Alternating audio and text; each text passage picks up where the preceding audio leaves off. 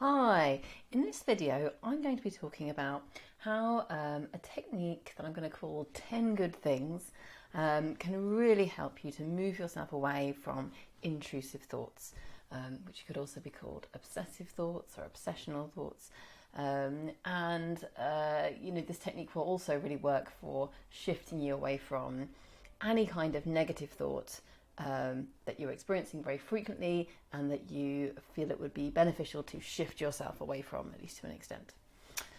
Okay, I'm Orla Kirby. I'm a therapist and I specialise in helping people to move themselves away from severe anxiety and or OCD. So in this video, first of all, I'm going to talk about what I mean by this technique. What do I mean by 10 good things? Then I'm going to talk about the simple ways in which it's helpful, quite kind of clear, maybe more obvious ways in which it's helpful. And then I'm going to talk about quite a complex way in which it's also helpful. Okay, so by 10 good things, I mean a technique where you get a book or your phone or wherever you want to write this down, and every day at the end of the day, you write down 10 good things. So this is simply 10 things that have been good that day.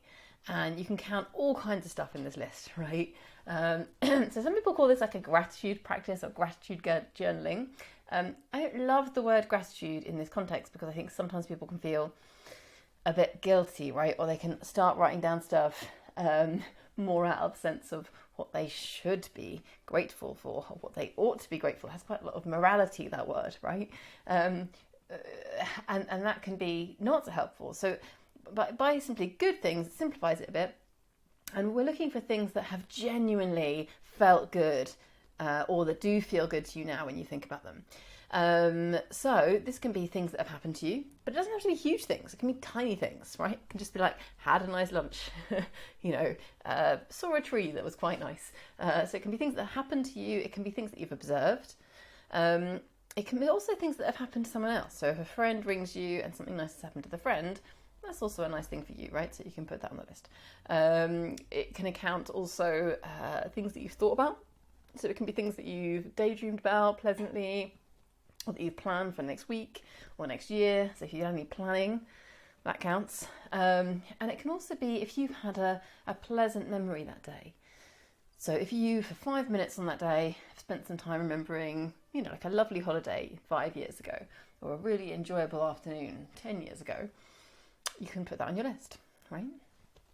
So, how then is this helpful? Well, some simple ways in which this is helpful is if you commit to doing this every day, and then ideally at the end of every week, you sit down and you go through it, and just read back that week to yourself.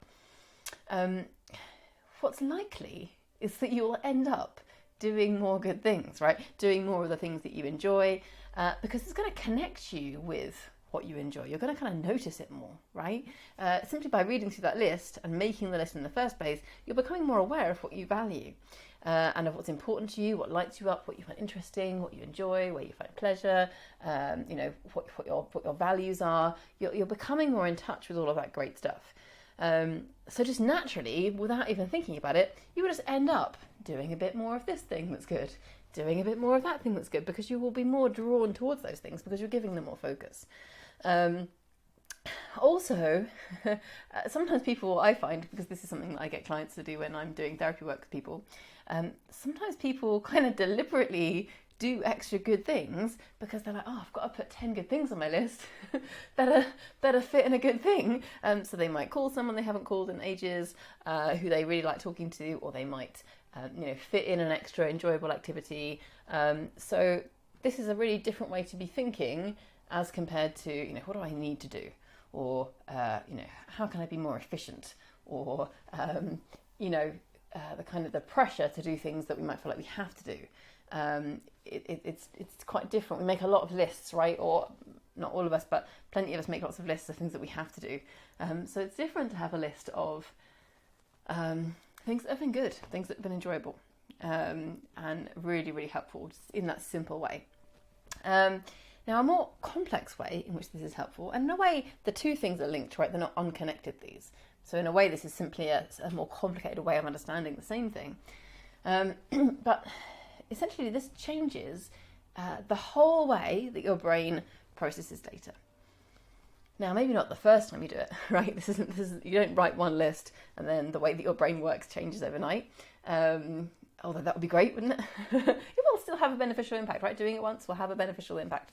But what I'm really talking about is if you write this list of 10 good things and then you do it the next day and you do it the next day, and this becomes a daily practice and you do it, for a good couple of months or so, what you will be doing is shifting the whole way that your brain works. Isn't that amazing?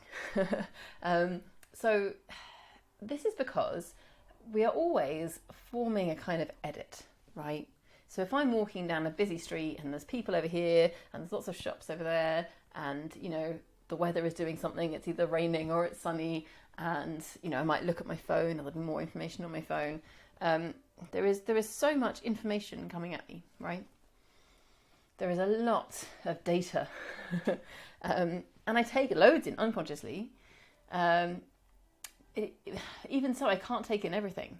And certainly consciously, I can't take in everything. So what do I give my focus to? I'm always editing, right? I'm always placing more emphasis here, more emphasis there. And the more stressed I am, right, the more my anxiety or cortisol or adrenaline levels are high, the more I'm going to be putting focus on things that seem negative in some way. Because from my early brain's point of view, these things are potentially linked, if they have that kind of negative emotional label, they're going to be potentially linked with threat or danger. So, my brain is going to be prone, the higher my stress levels are, my brain is going to be more prone to picking out, this thing I don't like over there, that thing that's annoying over here, and internal stuff that's going on in my mind as well. This thing that, that's annoying, that's going on. And, my edit of the whole experience of walking down that street is going to be skewed towards these things that are annoying or challenging or difficult in some way or distressing in some way. And it's important to understand that our brain isn't always doing the same thing. Our brain is changing the way it processes data from one moment to the next, back and forth, back and forth. And we're going back and forth between more low road processing and more high road processing. I'm going to explain what those mean in a minute, but we're basically always doing some of both. That's important to know. So low road processing is where data comes into our brain. It comes into the thalamus first, and then it's passed from the thalamus to the hypothalamus, which is kind of the crossover point between the body and the mind. And then it goes from the hypothalamus pretty much straight to the amygdala, right? That's low road processing. So thalamus, hypothalamus, amygdala. And both the hypothalamus and the amygdala are both part of that kind of early, what you might have heard called the lizard brain or the chimp brain, that kind of early brain. That's very focused on survival. So low road processing then is very quickly into the amygdala, right? Thalamus, hypothalamus, amygdala.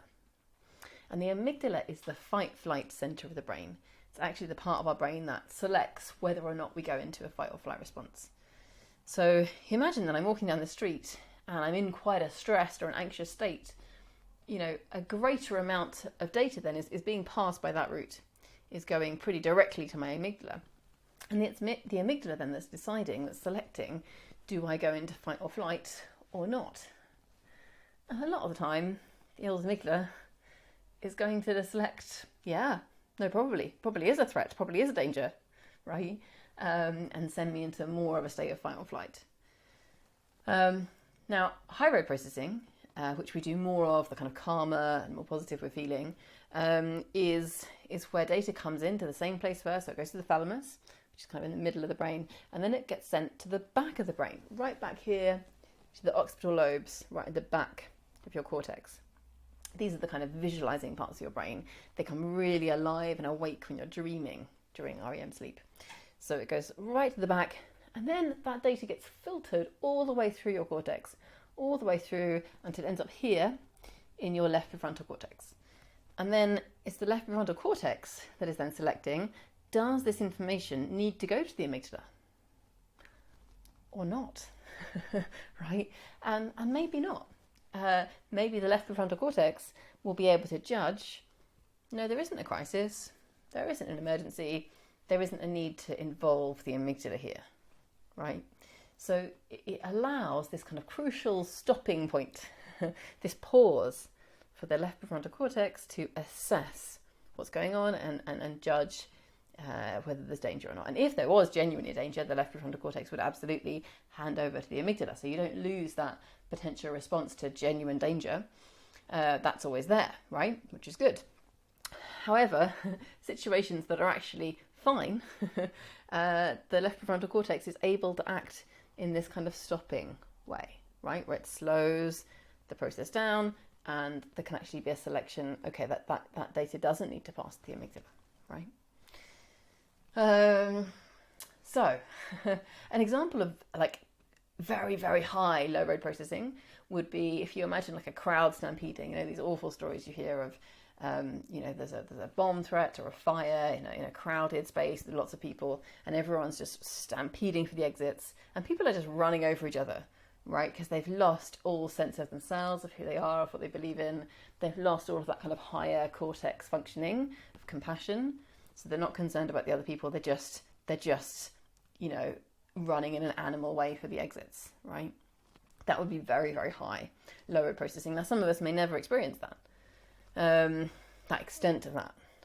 Very, very high, very, very high road processing, loads and loads of that would be where you're feeling very calm, very happy, and you have been for some time, right?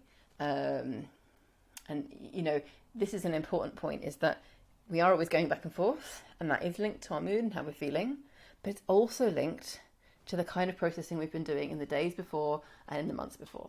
So it's very, very known now that actually if you do loads of low road processing on a Monday, so say you are in quite a stressful situation, or for whatever reason you're feeling very stressed or very anxious or very angry, and you do a lot of low road processing, on that one Monday, then on the Tuesday, the very day afterwards, it's going to be significantly harder to do high road processing and significantly easier to slip into lots of low road processing, because the brain has gotten used to the way it was doing it on the Monday, right? And even for the rest of that week, there's going to be an impact. And the opposite is true too. So if on a Monday, for some reason, say you were just doing something you really loved and you got really interested in it, and you happened to be with another person who was also really into that thing, and you're having a great time with them as well, and then maybe someone rang you and you got excellent news on the phone, and you were just feeling very wonderful, right? And doing loads of high road processing, then it would be significantly easier the next day to do high road processing, right? And not as much of a challenge not to slip into low road processing, right? You'd be more likely to do more high road processing, right? And this isn't something we can make a conscious choice about because it's so quick. That path of the data going this way or that way, it's not something that involves our conscious mind at all because it happens so fast. So that might feel a bit hopeless then, like what do we do about that? However, we can affect what's going on there by something as simple as this 10 good things list, right? Because what we're doing there is we're strengthening the cortex, because all of these things that we're noticing and that we're interested in, or that we enjoy, or that are good things in some way, or that we're proud of, or that we believe in, all of that stuff is strengthening activity and networks in our cortex. So it's making this part of our brain stronger. It's making the networks there stronger, which is going to lead to more high road processing, which, as we've just said, is then going to lead to more high road processing on further days beyond that and beyond that. So it's really kind of training your brain to function in this more beneficial way. And quite simply, if you do this particularly as a practice, it's like this day and that day and this day, there's a real cumulative process where you are teaching and training your brain to do more of that kind of edit, which focuses on things that lift you up in some way. And then that edit that you're doing helps you to do more high road processing throughout the day, not just when you're writing this, but throughout the day. And that leads to more of itself, right? Because more high road processing always leads to more high road processing. So yeah, that's the kind of more complicated way or more complicated way of explaining how this can be really hugely beneficial as a practice. And it doesn't need to take long. I would say give yourself 10 minutes a day to write down those 10 good things, because if you take half an hour over it, it might be more difficult to fit in that half an hour. And it can really, really powerfully shift the whole way that your brain is functioning. And I recognise now that I haven't really talked loads about intrusive thoughts because I was explaining this technique. So I might just very briefly explain how this interacts with intrusive thoughts. which is that essentially intrusive thoughts would always be very linked to low road processing, right? Because they're very linked to a fight or flight response and potentially also a freeze response. So they're very linked to that low road processing. The early mind, that kind of lizard brain or chimp brain, is very repetitive in its thinking. It likes to go over and over the same thing again and again and again and again, right? Repeat the same thing again and again and again. So, of course, you can see that is very linked with what the brain is doing when it's engaging in intrusive thoughts, obsessive thoughts, right? It's checking on a danger. That's why the early brain is so good at that, is because there was a need for evolution to develop a way for creatures to check on danger, right? So if there's a danger outside my window there, I can't be off in another room doing something lovely like, writing an article or playing chess or reading about philosophy or, learning a really interesting skill. I have to be here at the window. Where's the danger? Where's the danger? Where's the danger? What's happening with the danger? Where's the danger? I have to go over that again and again and again because I need to check on it, right? So it's that kind of vigilance that was very necessary for survival when we in an earlier time, and that is where comes the connection with that kind of obsessive repeating thought pattern, right? And through promoting more of a different way of your brain functioning, right? Through promoting more high road processing, you're teaching your brain a whole different way of operating, right? You can't be really doing loads and loads of high road processing and also be experiencing, a repeating obsessive or intrusive thought, because it's just your brain being in two different modes, right?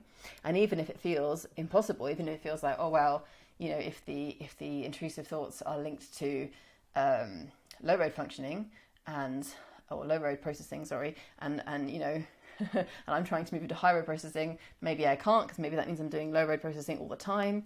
Like I say, it's a question of extent. So it's not that you would be doing, even if you're experiencing intrusive thoughts all the time, that doesn't mean that you're experiencing zero high road processing. You would still be doing some high road processing, right? Plenty of it. It's a question of extent, right? That maybe you might be doing more than is ideal of low road processing, but you would still be doing high road processing as well. And it's simply a question of shifting that gradually over time, so that you gradually, day by day, you're doing a little bit more high road processing and a little bit less low road processing, right? And that will mean gradually less and less power and force to those intrusive thoughts, and gradually over time less and less intrusive or obsessive thoughts, and eventually, in combination with other techniques and other approaches. I'm not, of course, suggesting this is the only thing to do, but it is absolutely possible to get to a stage where you have no intrusive or obsessive thoughts at all, right? This can be a really powerful component, and would have an impact. Even if it was the only thing you were doing, it would have some amount of an impact. So definitely worth learning this technique in terms of moving yourself away from intrusive thoughts. Okay, thanks so much for watching this video, and I'll see you in the next one, which I believe is on reframing and how that can help you move away from intrusive thoughts.